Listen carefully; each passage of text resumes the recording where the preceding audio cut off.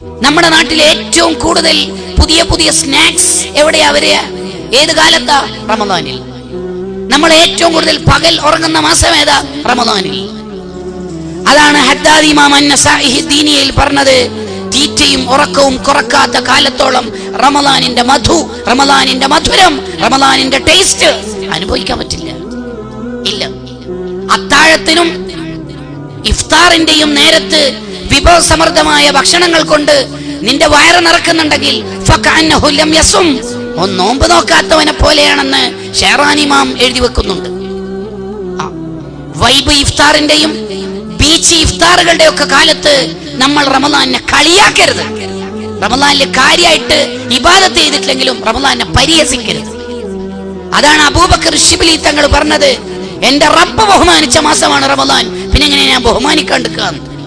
എന്റെ റബ്ബാണ് ഇതിനെ ബഹുമാനിച്ചത്, എന്റെ റബ്ബ് ബഹുമാനിച്ച മാസം ഞാൻ എങ്ങനെ ബഹുമാനിക്കാതിരിക്കുകയെന്ന്. പുതിയ കൂട്ടുകാരെ, ഇഫ്താറിനിരിക്കുന്നതിന്റെ ആ മുമ്പ് അല്ലെങ്കിൽ ഇഫ്താറിനിരുന്ന സമയം കാമണിക്കൂറും 5 മിനിറ്റുള്ള ആ ഗ്യാപ്പിലും ഇടത്തെ കയ്യിൽ ഇൻസ്റ്റയിലും യൂട്യൂബിലുള്ള റീൽസ് ആണ് സ്ക്രോൾ ചെയ്യുന്നതെങ്കിൽ നമുക്കെന്താ പറ്റിപ്പോയത്?